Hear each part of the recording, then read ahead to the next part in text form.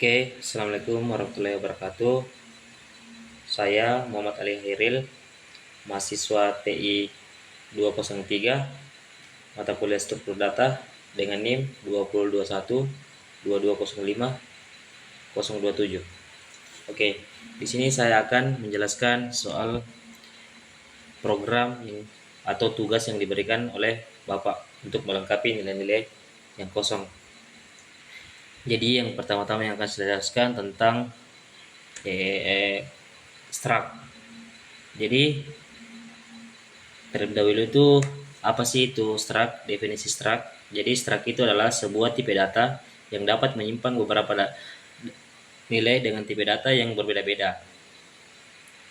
Misalnya kita mendefinisikan mahasiswa dengan 3 atribut, nama bertipe string, umur itu bertipe int, dan IPK itu bertipe float. Jadi ketika kita ingin membuat variabel struct, kita akan membuat dua variabel. Yang pertama itu mahasiswa 1, mahasiswa 2, dan mahasiswa 3. Di sini ada Ali, ada Andin, dan ada Wildan. Dan untuk mengisi nilai pada struct, kita memasukkan atribut dengan variabel mahasiswa yang menggunakan dot notation.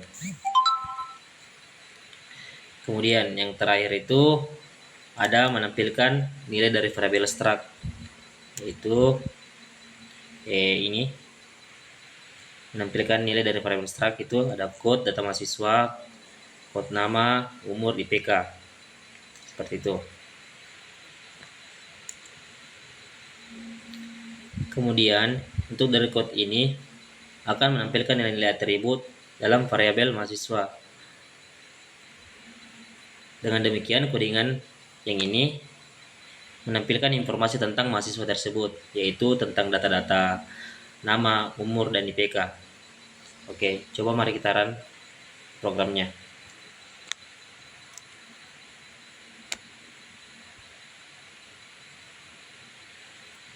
Nah, jadi di sini ada data atau variabel di mana ada 3 data mahasiswa. Yang pertama itu Ali, Dali, dan Wildan.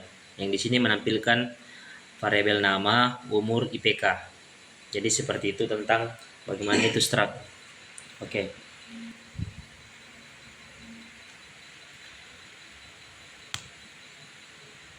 Oke, yang kedua itu tentang array. Jadi apa itu array?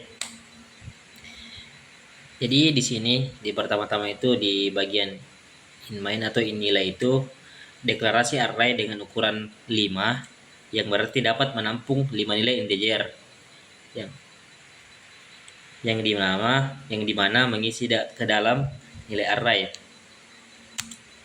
Kemudian kita di sini memasukkan nilai array yang dimana nilai array 0 itu sama dengan 10, nilai array 1 45, nilai array kedua itu 50, dan 3 65, nilai array 4 itu 80. Yang dimana code itu menampilkan nilai array, sedangkan menghitung jumlah nilai array itu in jumlah, font jumlah, ditambah nilai keseluruhan.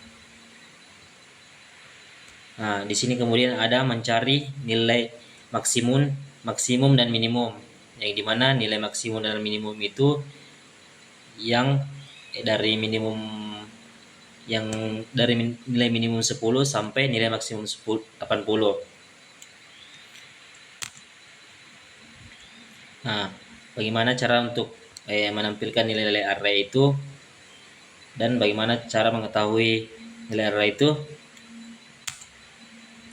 Mari kita run dulu.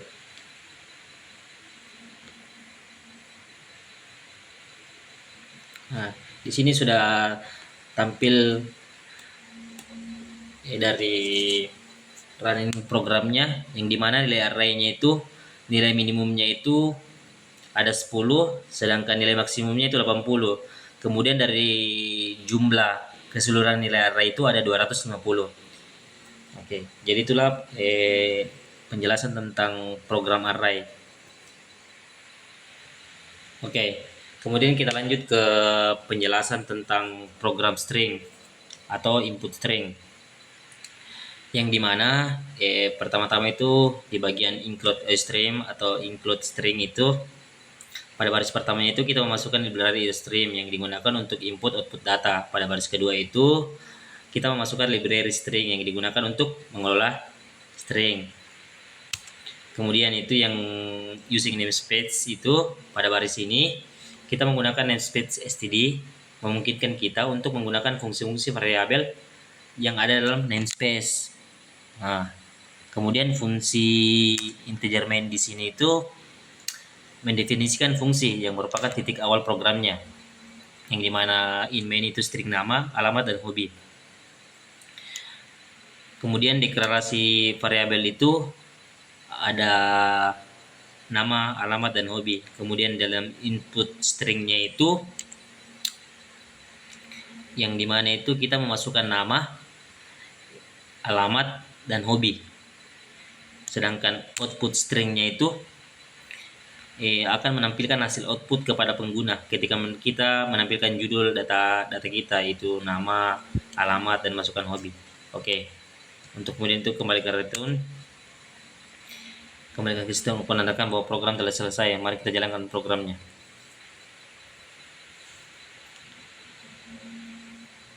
Nah, di sini kita coba masukkan nama. Ali, alamat, daya, kemudian kita masukkan hobi, bola. Mungkin seperti ini fungsi dari input string, yang dimana kita menginput sebuah data nama, alamat, dan hobi, seperti itu. Jadi itulah penjelasan tentang input string. Mari kita lanjut ke program berikutnya.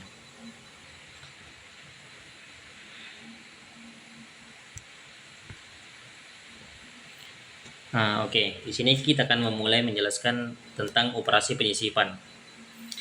Yang dimana itu yang pertama itu fungsi untuk menyisipkan integer r, elemen posisi. Fungsi ini digunakan untuk menyisipkan ke elemen array. Ia menggeser alamat ke kanan untuk membuat ruang elemen baru, lalu menyisipkan ke elemen ke dalam array.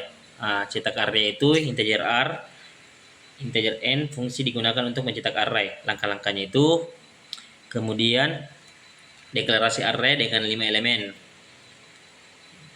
elemen. Dan variabel n untuk menyimpan ukuran array. Mencetak array menggunakan fungsi cetak array ini. Cetak fungsi array.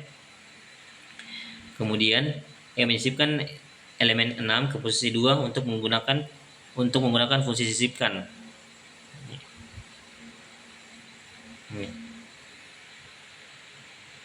Kemudian fungsi yang disisipkan menggunakan teknik geser ke elemen kanan untuk membuat ruang untuk elemen baru.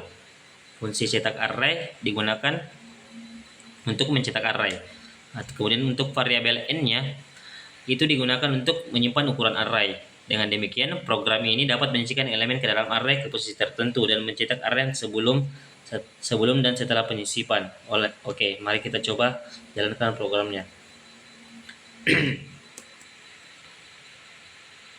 Nah, di sini array awalnya itu 1, 2, 3, 4, 5. Kemudian array setelah penyisipan itu 1, 2, 6, 3, 4, dan 5.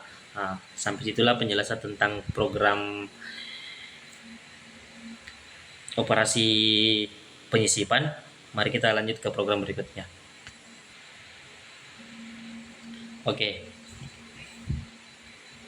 Di program operasi pencarian ini, yang dimana algoritmanya itu linear search atau pencarian yang sederhana untuk efektif mencari nilai dan array.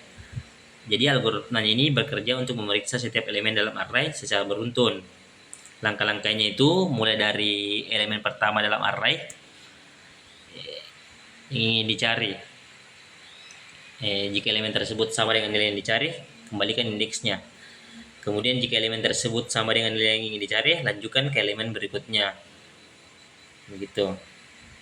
Terus di mana pengguna ingin memasukkan nilai yang ingin dicari. Jadi pengguna ingin diminta untuk memasukkan yang dicari. Jadi integer hasil linear search. Kemudian menemukan nilai pada indeks.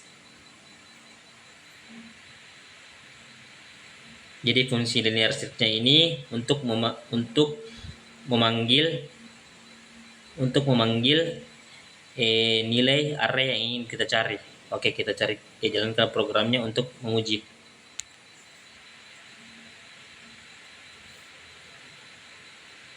Nah, masukkan ini yang dicari. Coba kita memasukkan nilai 4. Nah, nilai yang dimasukkan nilai 4 yang ditemukan pada indeks 6. Nah, coba kita ulang lagi. Nah, coba kita running lagi. Kita masukkan nilai yang ingin dicari, mungkin kita masukkan 2. Nah, nilai 2 itu ditemukan pada indeks 0. Seperti itu. Jadi mungkin seperti itulah penjelasan saya tentang beberapa tugas yang untuk melengkapi nilai yang kosong. Semoga bermanfaat, kurang lebihnya mohon dimaafkan. Saya Iri, wassalamualaikum warahmatullahi wabarakatuh.